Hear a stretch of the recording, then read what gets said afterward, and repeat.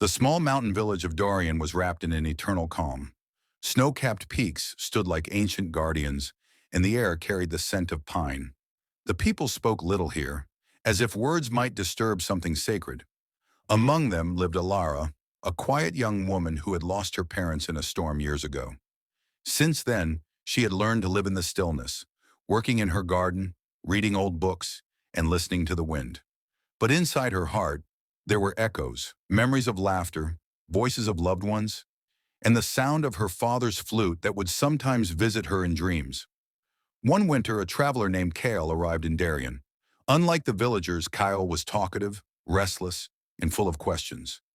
But the longer he stayed, the more he noticed the unspoken beauty around him. The way snow fell without a sound, the way the river whispered under the ice, and the way Elara's eyes held entire stories without a single word. One evening, as the sun sank behind the mountains, Kyle found Elara sitting by the frozen lake. "Doesn't it ever feel too quiet here?" he asked. She smiled faintly. "Quiet is not empty, Kyle. It's full of things you can only hear when you stop talking." That night, Kyle lay awake in the guest house. He listened to the wind, to the creak of wooden beams, to the beating of his own heart. And he understood. Silence wasn't the absence of sound. It was a space where truth could finally be heard. Before leaving the village in spring, Kale told Elara, "I came here running from the noise of my own life. You've taught me that stillness is where we find ourselves." Years later, whenever Kyle sat under the stars, he would remember the quiet village, the girl with the steady gaze, and the lessons she had given him. The echoes in the stillness stayed with him, not as a haunting, but as a treasure, because sometimes the most powerful voices are the ones that speak without words. Spring in Darien was usually gentle, melting snow, blooming flowers, and the sound of streams returning to life. But one evening, a strange tension filled the air. The wind carried an unfamiliar weight, and the birds had gone silent. Elara felt it before anyone else. Years of living in stillness had made her attuned to the smallest shifts in nature. Standing by the riverbank, she heard something beneath a soft rush of water, a distant rumble, deep and irregular, unlike any thunder she had known. The villagers laughed off her unease, busy preparing for the annual spring festival. Music, food, and dance filled the square. But Elara couldn't shake the feeling. She stayed apart, listening.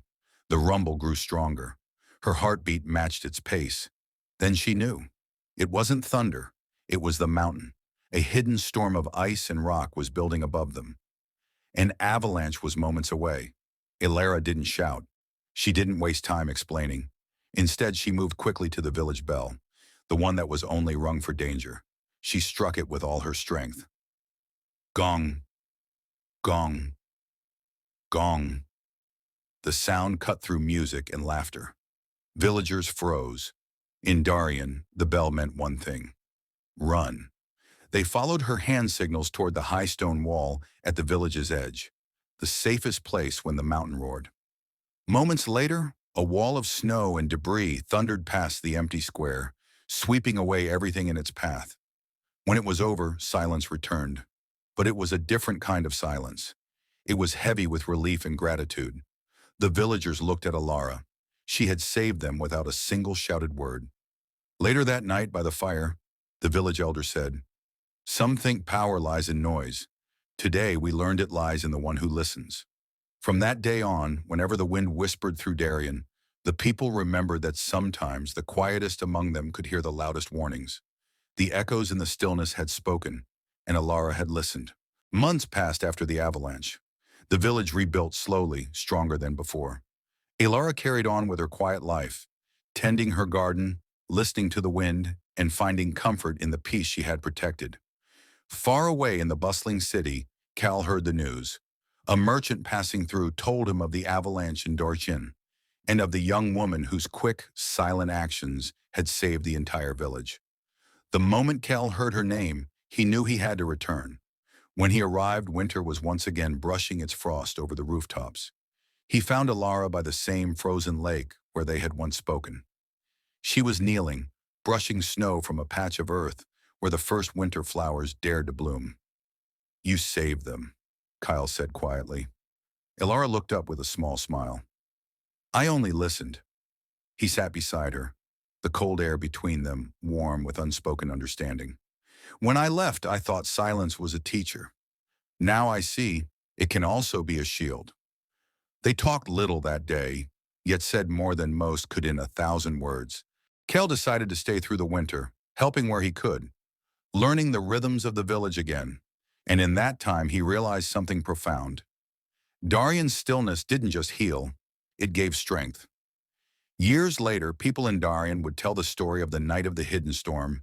They would speak of the bell's urgent toll, of the roaring snow, and of the young woman who heard danger long before anyone else.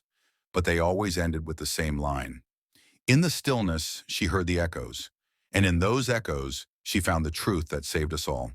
And sometimes on quiet nights, Kyle and Elara would sit by the lake, saying nothing at all, because they both knew the silence already held every word that mattered.